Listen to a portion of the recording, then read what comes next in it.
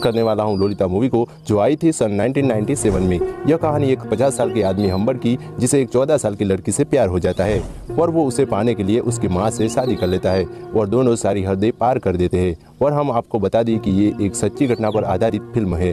कहानी शुरू होती है 1950 अमेरिका में, जहां हम हम्बर को गाड़ी चलाते देखते हैं, जिसके मुंह पर खून लगा हुआ था और वो किसी के ख्यालों में खोया हुआ था। वो कहता है कि लोलिता मेरी जान थी, मेरी जिंदगी थी। जिसके बाद हमें हम्बर का बचपन दिखाया जाता है।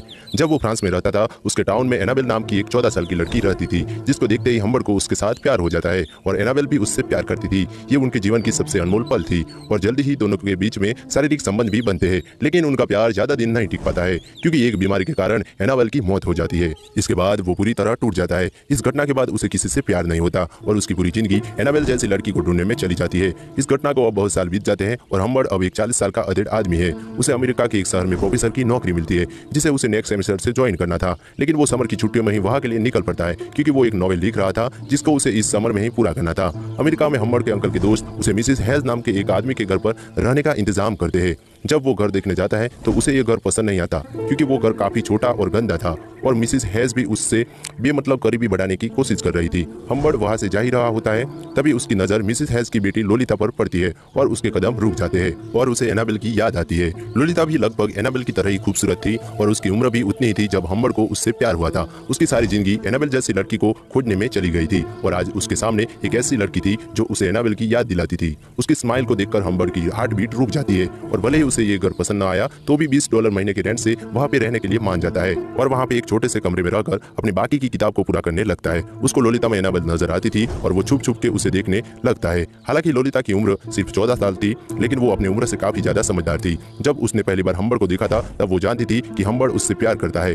वो कई बार उसे जानबूझकर टच करती है, उसके गोद में बैठती है, उसे फ्लर्ट करती है और हम्बर की ये चार्मिंग पर्सनालिटी देखकर मिसेस हेज उस पर फिदा हो जाती है और मन ही मन उससे शादी करने की सोचती है। अगले दिन जब हम्बर उनके साथ एक लेक पर गया होता है, तब मिसेस हेज उसे कहती है कि वो लोलिता को समर कैंप में भेजने वाली है। हालांकि लोलिता कैंप जाने के लिए तैयार नहीं थी, लेकिन उसकी माँ उसकी एक नहीं सुनती और जब लोलिता कैंप जाने वाली थी, तब हम्बर को उठने में देर हो जाती है और वो भागकर विंडो के पास जाता है। वह लोलिता को देखता है, लोलिता भी उसे देख लेती है। वो गाड़ी से उतरकर भाग के घर के अंदर आती है और कूद के हम्बर के ऊपर चढ़ जाती है और उसे किस करती है। हम्बर के दिल की धड़कन रुक सी जाती है और वो बार बार अपनी आंखों में इसकी कल्पना करने लगता है। और लोलिता के कैंप में जाने के बाद मिसेस हेज अपनी मेड के हाथों हम्बर को एक लेटर भिजवाती है, जिसमें उन्होंने हम्बर को प्रपोज किया था और हम्बर भी शादी के लिए मान जाता है, क्योंकि यही सबसे बेस्ट तरीका था लोलिता के पास रहने का और वो दोनों शादी कर लेते हैं। अब हम्बर लोलिता का कैंप से लौटने का इंतजार करने लगता है, क्योंकि उसके ऊपर लोलिता का जादू पूरी तरह चल चुका था और वो मिसेस हेज के साथ शारीरिक संबंध को अवॉइड करने के लिए उन्हें नींद की गोलियां देने लगता है। मिसेस हेज को लोलिता और हम्बर के रिश्तों के बारे में कुछ भी पता नहीं था, ये उनका सीक्रेट होता है। लेकिन ये सीक्रेट चार दीवारी के अंदर नहीं टिक पाता और जब एक दिन हम्बर घर पर नहीं होता, तो मिसेस हेज उनकी डाइनिंग पर जाती है और उनकी डायरी पढ़ लेती है और उन्हें लोलिता और हम्बर के बारे में पता चल जाता है। इतना ही नहीं, हम्बर ने उस डायरी में उनके लिए बहुत घटिया बातें लिखी थी कि वो एक चिपको औरत है और जब हम्बर घर पर वापस आता है तो वो उस पर बरसने लगती है। वो कहती है कि तुम एक मॉन्स्टर हो। वो उससे सारे रिश्ते तोड़कर घर से बाहर निकल जाती है और तभी उसका एक्सीडेंट हो जाता है और मौके पर ही उसकी मौत हो जाती है। हम्बर को थोड़ा दुख तो होता है, लेकिन खुशी भी होती है कि अब लोलिता के रिश्तों पर पाबंदी लगाने वाला अब कोई नहीं था। वो लोलिता को उसकी माँ की मौत के बारे में नहीं बताता है। वो उससे कहता है कि उसकी माँ हॉस्पिटल में है। वो लोलिता को लेने के लिए कैंप पर जाता है और उसकी मासूमियत को देखकर उसके प्यार में पड़ जाता है। वो कहता है कि मैंने तुम्हें बहुत मिस किया, लेकिन लोलिता कहती है कि तुम मेरी परवाह नहीं करते, क्योंकि तुमने मुझे अभी तक किस नहीं किया। और लोलिता को बोल्डनेस देखकर वो हैरान रह जाता है। गाड़ी को साइड में खड़ी रखकर वो दोनों किस करने लगते हैं। दोस्तों, यह बस उनके रोमांटिक रिलेशन की बस शुरुआत थी। हम्बर उससे कहता है कि हम आज रात होटल में रुकेंगे और अगले सुबह उसकी माँ से मिलने के लिए हॉस्पिटल जाएंगे। होटल में लोलिता की मुलाकात क्लेन नाम के एक आदमी से होती है और वो उसके तरफ आकर्षित हो जाती है। हम्बर की मुलाकात भी क्लेन से होती है, लेकिन वो उसको नाम से नहीं जानता। उसको लगता है कि वो कोई स्पाई है जो उसकी बीवी की मौत की तहकीकात करने आया था। होटल में दोनों के बीच सेक्सुअल रिलेशनशिप शुरू हो जाता है और इस पल को दोनों जी भर के एंजॉय करते हैं। और अगले दिन लोलिता हम्बर से हॉस्पिटल का नंबर मांगती है, क्योंकि उसे अपनी माँ से बात करनी थी। और अब हम्बर लोलिता को सच बता देता है और कहता है कि तुम्हारी माँ अब इस दुनिया में नहीं रही, उनकी एक एक्सीडेंट में मौत हो चुकी है। लोलिता के लिए यह बात बहुत ही ज्यादा शॉकिंग थी और होटल में लौटने के बाद वो पूरे दिन रोने लगती है। अब घर लौटने की उसके पास कोई वजह नहीं थी और पूरे अमेरिका में घूमने के लिए वो लोग निकल पड़ते हैं और इस दौरान वो कई होटल्स में रुकते हैं और दोनों कपल की तरह ही रहने लगते हैं। और एक दिन वो कॉलेज पहुंचते हैं, जहाँ हम्बर अपनी जॉब करता था और लोलिता को स्कूल में भर्ती कर देता है। यहाँ पर भी दोनों के शारीरिक संबंध रुकने का नाम ही नहीं ले रहे थे और दुनिया के सामने दोनों बाप बेटी की तरफ पेश आते थे। लोलिता अपनी सारी सेक्सुअल मांगे हम्बर से कहकर पूरी करती थी। एक दिन हम्बर लोलिता का प्ले देखने के लिए उसके स्कूल में जाता है, जहाँ उसे पता चलता है कि इस पूरे प्ले को क्लेन ने लिखा है। यह वही क्लेन था जिसे वो होटल में मिला था। जैसे जैसे समय बीतता है वैसे दोनों के बीच का रिश्ता अब पहले जैसा नहीं रहता। हम्बर इसलिए अब उससे पहले जैसा नहीं रखता था क्योंकि उसे लगता था कि कहीं लोलिता उसे छोड़कर भाग न जाए। और एक दिन लोलिता के पास कुछ पैसे मिलते हैं और उसे लगता है कि लोलिता यह पैसे इसलिए जमा कर रही है कि वो एक दिन भाग सके। एक दिन वो लोलिता को एक रेस्टोरेंट में किसी से बात करते हुए देख लेता है और लोलिता उसको देख के फोन कट कर देती है और अजीब बिहेव करने लगती है। इनके बीच का रिलेशन अब और खराब हो उससे पहले हम्बर उसे एक टूर में जाने का ऑफर देता है और इस बार लोलिता को तय करना होता है कि वो लोग कहाँ जाए। जब वो जा रहे होते हैं तो हम्बर को लगता है कि उनका कोई पीछा कर रहा है। उसे लगता है कि यह वही स्पाई है जो इन्हें होटल में मिला था। फिर एक दिन कहीं जा रहे थे तो वो एक गैस स्टेशन पर रुकते हैं जहाँ हम्बर को कुछ सामान खरीदना था। तब वो बाहर देखता है कि लोलिता बाहर किसी अनजान आदमी से बात कर रही थी। वो तुरंत बाहर जाता है लेकिन तब तक वो आदमी वहाँ से जा चुका होता है। लोलिता को पूछने पर वो बताती है कि कोई आदमी रास्ता भटक गया था और आगे की जर्नी में भी हम्बर को लगता है कि कोई गाड़ी बदलकर उनका पीछा कर रहा है और वो कोई और नहीं बल्कि वही स्पाई है जो उन्हें होटल में मिला था। और वो एक होटल में रुकते हैं और हम्बर कुछ चीज खरीदने के लिए थोड़ी देर बाहर जाता है और जब वो वापस आता है तो लोलिता थोड़ी मैसिव सी लगती है। पैर गंदे थे, बाल बिखरे हुए थे और लिपस्टिक भी मसला हुआ था और उसे लगता है कि उसके जाने के बाद यहाँ कोई न कोई और आया था।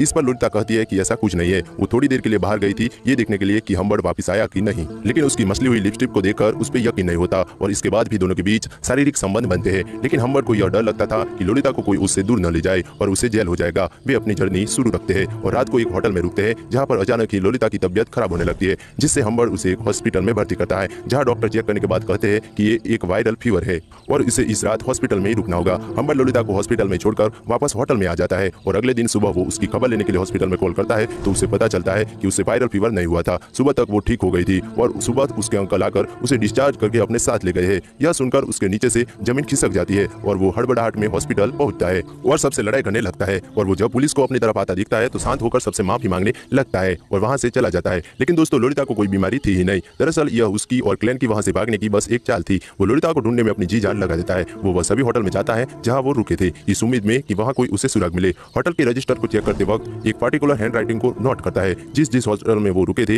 वो आदमी भी वहां रुका था। हर बार वो अपना नाम चेंज करता था। वो उसे ढूंढने की बहुत कोशिश करता है पर उसे उसका कोई पता नहीं चलता। वो सोचता है कि मेरे अलावा लोलिता का कोई और भी आशिक है क्या, लेकिन वो कहता है कि मेरे जैसा प्यार उसे कोई नहीं कर सकता। देखते ही देखते 3 साल बीत जाते हैं और अचानक उसे लोलिता का एक लेटर मिलता है जिसमें लिखा था कि उसने शादी कर ली है और फिलहाल वो प्रेग्नेंट है, लेकिन उनकी फाइनेंशियल पोजीशन कुछ ठीक नहीं है, उसे पैसों की जरूरत है। हम्बर तुरंत लेटर पर लिखे एड्रेस पर पहुंच जाता है और 3 साल बाद वो लोलिता से मिलता है। लोलिता ने रिचर्ड नाम की एक आदमी से शादी कर ली थी और वो प्रेग्नेंट थी। 3 साल के बाद भी हम्बर यह जानना चाहता था कि वो कौन आदमी था जो लोलिता को उससे दूर ले गया था। वो आदमी रिचर्ड नहीं हो सकता क्योंकि वो आदमी अमीर और अधीर था। लोलिता कहती है कि वो क्लेन था जो हम्बर के पीछे उससे मिलने आता था। वो कहती है कि वो उसके पीछे बिल्कुल दीवानी थी। यह सुनकर हम्बर का दिल टूट जाता है। वो कहती है कि जब वो पहली बार उसके घर गई थी तब उसे पता चलता है कि वो एक पोर्न इंडस्ट्री चलाता है और उसे टीनेज लड़कियां बहुत पसंद थी, लेकिन लोलिता को कोई और लड़के के साथ सेक्स नहीं करना, वो क्लेन के साथ ही सेक्स करना चाहती थी और इसी वजह से क्लेन उसे इंडस्ट्री से निकाल देता है। हम्बर को उसके ऊपर बहुत तरस आता है क्योंकि वो अब अपनी जिंदगी काफी गरीबी में जी रही थी। वो उसे अपने साथ वापस आने के लिए कहता है लेकिन लोलिता उसे मना करती है। वो कहती है कि वो अब उसके साथ कहीं जाना नहीं चाहती, इससे अच्छा तो वो क्लेन के पास चली जाए। यह सुनकर हम्बर को बहुत तकलीफ होती है और वो लास्ट बार उसको जी भर के देखता है और फिर वो कुछ पैसे देता है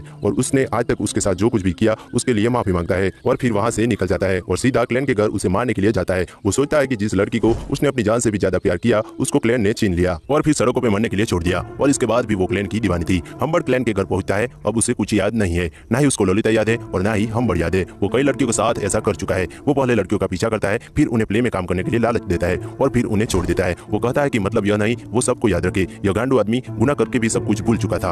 अब हम्बर उसे लोलिता की याद दिलाता है और कहता है कि वो उसी की सजा देने के लिए यहाँ आया है। अब क्लेन को थोड़ा थोड़ा लोलिता के बारे में याद आता है। वो कहता है कि मैं किसी भी लड़की के साथ कभी भी जबरदस्ती नहीं करता क्योंकि वो इम्पोर्टेंट है और कहता है कि लोलिता यहाँ पर अपनी मर्जी से आई थी और जब उसे यह काम अच्छा नहीं लगा तो वो अपनी मर्जी से यहाँ से चली गई थी। फिर क्लेन अपनी जान बचाने के लिए हम्बर को इस मेंशन में रहने का ऑफर देता है और उसे कहता है कि यहाँ पर तुम्हें रोज रोज नई नई टीनेजर लड़कियां मिलेगी, यहाँ पर तुम्हें हर वो सुख मिलेगा जो तुम चाहते हो। यह सुनकर हम्बर उसके ऊपर और भी ज्यादा गुस्से हो जाता है क्योंकि लोलिता के साथ उसका सिर्फ सेक्सुअल रिलेशन नहीं था, उसके साथ उसके इमोशन भी जुड़े हुए थे। वो क्लेन पर कई गोलियां चलाकर उसे मार डालता है और वहां से निकल जाता है। और दोस्तों यह वही सीन है जो हमें कहानी की शुरुआत में दिखाया गया था कि हम्बर के चेहरे पर खून लगा हुआ होता है और वो लोलिता के विचारों में खोया हुआ है। क्लेन के खून के इल्जाम में पुलिस उसके पीछे पड़ी होती है, फिर भी वो भागने की कोशिश नहीं करता क्योंकि उसकी जिंदगी की उसे अब कोई परवाह नहीं थी क्योंकि उसने जिस लड़की से इतना प्यार किया अब वो उसे प्यार नहीं करती थी। पुलिस उसे पकड़ लेती है और उसे जेल हो जाती है और उसके चलते 1 साल के अंदर बीमारी के चलते उसकी मौत हो जाती है और अगले महीने अपने बच्चे को जन्म देकर लोलिता गुजर जाती है। और दोस्तों कहानी इसके साथ ही